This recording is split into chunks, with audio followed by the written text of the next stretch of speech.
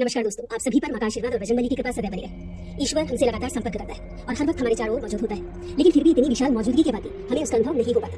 बहुत पूजा पाठ करने के बाद भी कई बार भक्त को ईश्वर की मौजूदगी का पता नहीं चल पाता और प्रभु के दर्शन न होने से भक्त निराश होने लगते हैं। इसका सबसे बड़ा कारण है कि हमें कुछ ऐसी सूक्ष्म बातों का, कुछ ऐसे संकेतों का बोध ही नहीं जो ईश्वर के संकेत होते हैं। इन संकेतों को न समझने के कारण हमारा संपर्क ईश्वर की ऊर्जा से नहीं हो पाता है। तो आज इस वीडियो में हम बात करेंगे ऐसे 5 संकेतों की, जिनमें से यदि एक ही संकेत आपको मिलता है तो समझिए भोलेनाथ की असीम कृपा आपके ऊपर है। वो हर वक्त आपके साथ है, आपके बहुत करीब है। और इन संकेतों के मिलते ही आपको अपनी साधना, अपना पूजा पाठ और भी ध्यान लगाकर शुरू कर देना चाहिए। और आपको ये समझ लेना चाहिए कि आप बहुत खुशकिस्मत हैं कि आपने अपने प्रभु की आहट को समझ लिया है। तो सबसे पहले जानते हैं पहला संकेत, और वो ये है कि जब शिव कृपा व्यक्ति पर होती है तो उसे भविष्य की घटनाओं का पूर्वाभास होने लगता है, और खासकर स्वप्न के माध्यम से ऐसा होता है। दोस्तों, हमारा जो चेतन मन है वो हमारे जागने पर सक्रिय होता है, जबकि हमारा अवचेतन मन सदैव सक्रिय रहता है। और निद्रावस्था में जो भी हम सपने देखते हैं वो अवचेतन मन ही दिखाता है। और ये जो स्वप्न होते हैं एक व्यक्ति की तमाम इच्छाओं, समस्याओं और लालसाओं का परिणाम होते हैं। लेकिन जब एक व्यक्ति निरंतर शिव साधना में रहता है, शिव की भक्ति में लीन रहता है, तो ऐसे व्यक्ति का मन और मस्तिष्क अद्भुत ऊर्जा से भर जाता है। व्यक्ति की आत्मिक शक्ति बढ़ जाती है, व्यक्ति की ऊर्जा केंद्रित होती है और विजन पावर बढ़ जाती है। और ऐसे में अवचेतन मन ब्रह्मांड में फैली दैवीय ऊर्जाओं के संपर्क में आ जाता है। भगवान शिव से, उस शाश्वत सत्य से, उस शाश्वत ऊर्जा से जुड़ जाता है। और ऐसे में जो स्वप्न आते हैं वो सत्य घटित होते हैं। भगवान शिव जो सर्वोच्च चेतना है, स्वयं है, ऐसी परम शक्ति से जुड़ने के बाद जो भी स्वप्न व्यक्ति को आते हैं, और विशेषकर जो स्वप्न ब्रह्म मुहूर्त में व्यक्ति को आते हैं, वो भविष्य की घटनाओं का पूर्वाभास होते हैं। और भविष्य में होने वाली घटनाओं का व्यक्ति को पहले ही पूर्वाभास हो जाता है, पहले ही ज्ञान हो जाता है। ये सिर्फ शिव कृपा से ही संभव है कि व्यक्ति अपने अंदर की असीमित संभावनाओं को स्पर्श करने लगता है, देवतुल्य हो जाता है।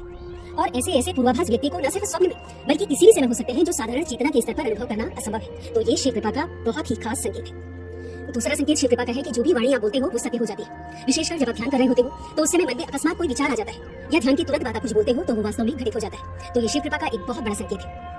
इसके पीछे का कारण ये है कि जब आप साधना में गहरे उतरते हैं तो अंतर्मन में छाए नकारात्मक विचार, हर तरह के विकार खत्म होने लगते हैं और मन निर्मल होने लगता है। आपके चक्र और विशेषकर आज्ञा चक्र, अनाहत चक्र और विशुद्ध चक्र जागृत हो जाते हैं, ईश्वरीय ऊर्जा से सक्रिय हो जाते हैं। आपकी एनर्जी बहुत दिव्य हो जाती है और आप शिव की ऊर्जा से संपर्क बैठा पाते हो। शिव जो ब्रह्मांड का आधार है, कण कण में व्याप्त है, उनकी दिव्य अनुभूति आपके अंतर्मन में गहराई तक उतरने लगती है।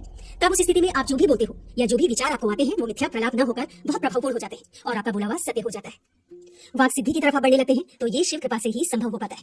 आपकी चेतना का स्तर बहुत ऊपर हो जाता है, दिव्य हो जाता है। और चेतना का ये स्तर तभी एक व्यक्ति का हो पाता है जब वो शिव भक्ति में संपूर्णतः डूब जाता है, शिवमय हो जाता है, भोलेनाथ के रंग में रंग जाता है। शिव कृपा का तीसरा संकेत है कि आपके बिगड़े हुए कार्य बनने लगते हैं और जो भी समस्याएं आपके जीवन में है उनका कोई ना कोई हल, कोई ना कोई उपाय आपको नजर आने लगता है।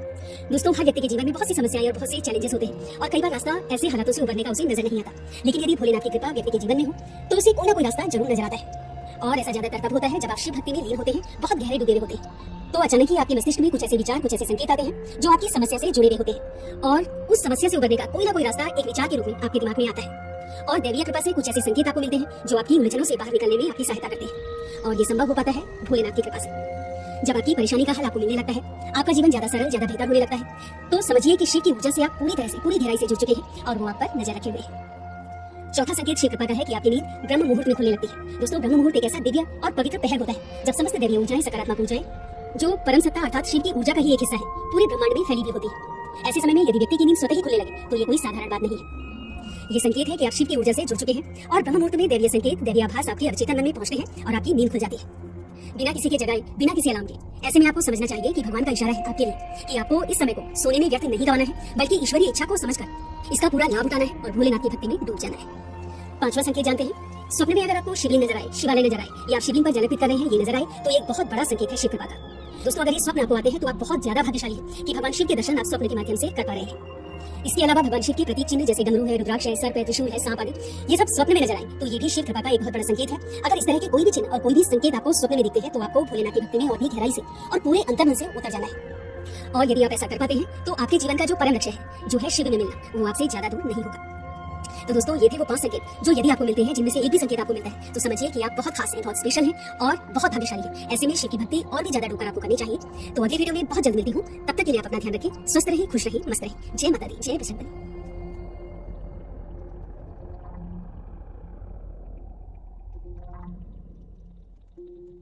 Thank you.